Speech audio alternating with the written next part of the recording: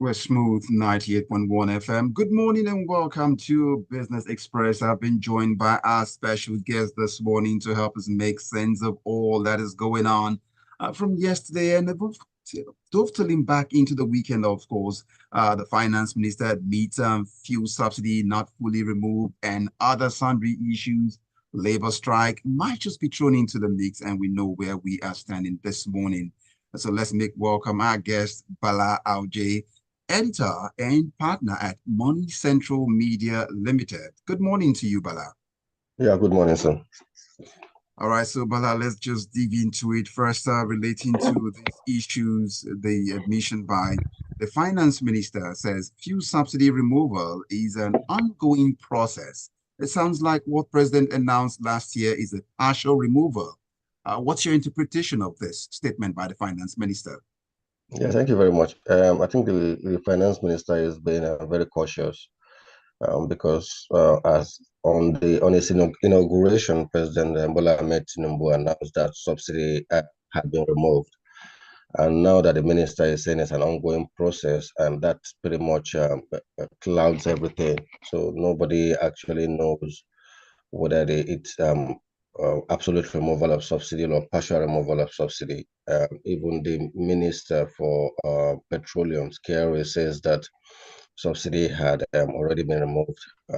And the personal assistant on petroleum is saying that also said that it's an ongoing process. I think they really need to come out and let Nigerians know if the subsidy has completely been removed. So why do you think it has taken a whole year to admit the few subsidies are not fully removed, even when some people saw it there that these prices are not reflective of the true market situation? Yeah, basically, the when you look at the jump in fuel price immediately after the subsidy had been removed, you will quite agree with me that a lot of Nigerians actually think that the subsidy regime has gone for good. However, the market dynamics is pretty much showing something different entirely. That probably there's still a limit, probably government is still paying some subsidies.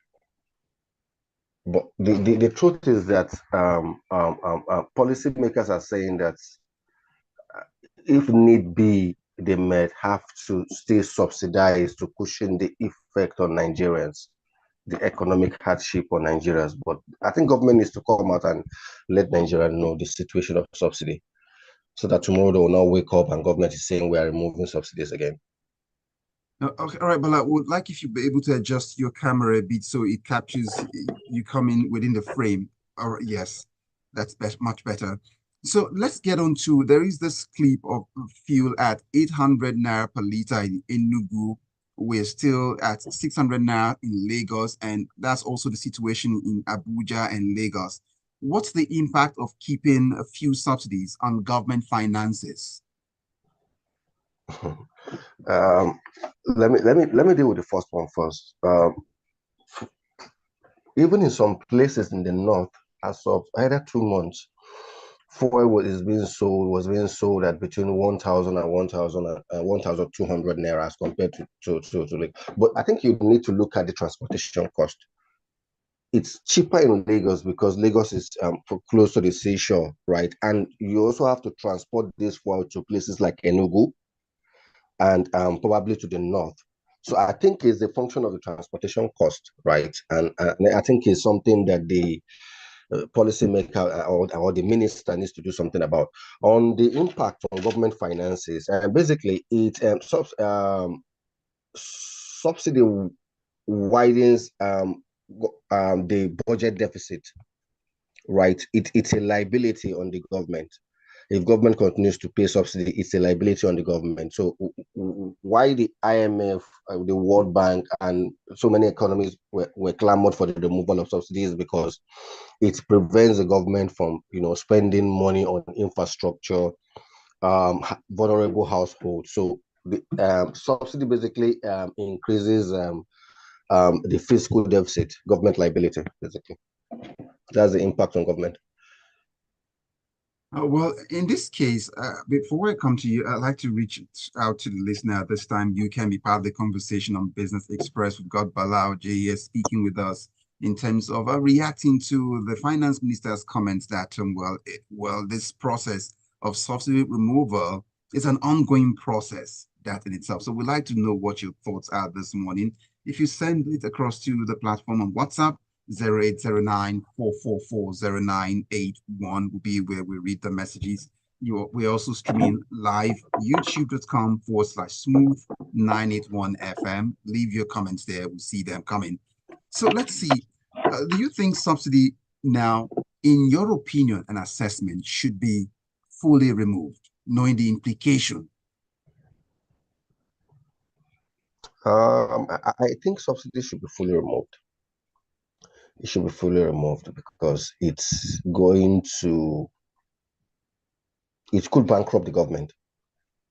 It could bankrupt the government because subsidy widens with the budget deficit. It's a liability on the government, and moreover, it's like government is subsidizing the rich at the expense of the poor, because monies that government is supposed to use for to shrink the infrastructure gap, probably create a social benefits for the household, for people. These monies are going to go into subsidy payment, and basically it's a liability on the government. So looking at the date, it's the 4th of June 2024, and by implication, it means the government is over a year and close to about a week in office already. So this leads us to now, candidly, you can look at an administration and say, in the last 1 year, what's your assessment of the handling of the economy? You and I know that President Bola inherited a dead economy. The economy was pretty much dead before President Bola was elected. There were so many issues, issue of subsidy removal, issue of rising inflation, and inflation is still rising. So I think it's too early to assess President Bola Tinubu, given that he did not inherit a prosperous economy. He inherited a dead economy. So I think we should still give Mr. President time to fix the economy, which is going to be a gradual process. And we're already seeing the transformation reforms by Mr. President, which I'm pretty much optimistic that these transformation policies will propel economic growth. So it's too early for me to assess Mr. President, the current administration on the handling of the economy. Well, let's go and see if a message is waiting on the platform already. I see Gary Newton's message, and in response to referring to the funds spent on subsidy as government funds, Gary Newton feels that those funds are Nigerians. The funds belongs to Nigeria, not government. That's what he has to say. So that's what he has to put in there. But quickly, let's go on to the current issue on ground. It's day 2 already, and uncertainty is really the name of what we're facing right now. Not knowing if Labour would show up at the table this morning, but let's see. Reacting to the current strike by labor unions, the grid is shut down. What do you make of what we have seen so far in terms of the prosecution of this industrial action by labor on the first day? Yeah, pretty much. We Nigerians are not. This isn't new. Labor we usually go on strike whenever it feels the government is not meeting its demand, right? I think it's a function of I think the labor union and the government have on the proposed minimum age in order to salvage the Nigerian economy, because it's absolute black. I don't have light at home anyway. I don't know if you have a light at home. There's been completely blacked down. You cannot shut down the economy because you are demanding for a wage increase, and the government also has to come to an agreement with the labor union. And you have to also agree with me that government cannot meet that minimum wage that the labor is clamoring for. You understand what I mean? Because government cannot use all its money to pay salary at the expense of capital expenditure, so that's infrastructure.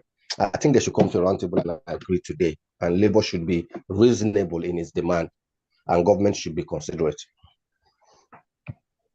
Now, so that's the next question of do you think government has taken labor unions seriously, which has led to this meaning we must come to this push before you respond? Basically, the reason for the strike is because labor feels government has been taking it for granted, right? The labor felt it was becoming a toothless bulldog that, man, these guys are not taking us serious. Let's, embark on this strike to make sure that these people. So labor usually go on strike to send a message to the government that you've not met our demands. So I think it's basically more of Labor is sending a strong signal to the government that they are not toothless bulldog, that they mean business, that if government doesn't meet their demands, they will not only embark on the strike, which they are embarking on, they will also cripple the economy because even the power workers, I think they are under the trade union. Now, as we sum this up, we look at what labor is asking. They started with about 600,000 naira, and now at some point we hear it's about some 400,000 naira now. They're willing to go, and we hear government is also looking around the region of 60,000 naira. Well, where exactly are we going to draw this line? Yeah, I'll be frank with you. I mean, I've seen many labor strikes, during the President Olusegun Obasanjo's regime, when Senator Adams Oshomole was labor union, then, we've seen labor threaten even the prime ministers of the UK. However, I have to say that the, labor has to be considerate because because government really have the money to pay, they have to look at the government finances. And let me tell you something. The federal government can afford to pay federal workers 500,000. I repeat, the federal government can afford to pay. However, are states buoyant enough to pay such? You and I know that most Nigerian states are poor. Even some states were struggling to pay the 18,000 minimum wage.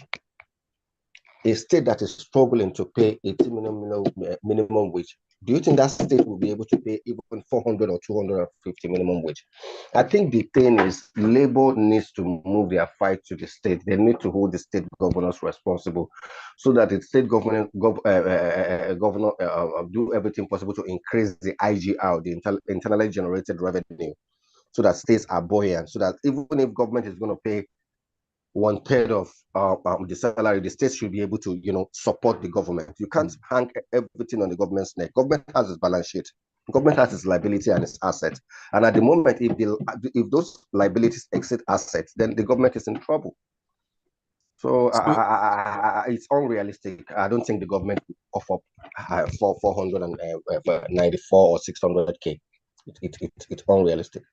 so in final analysis of this, Bala is called up as a negotiator now on this matter and say, what would you decide would be a fair minimum wage right now? If you would decide it, your words would decide it. A fair minimum wage for me would be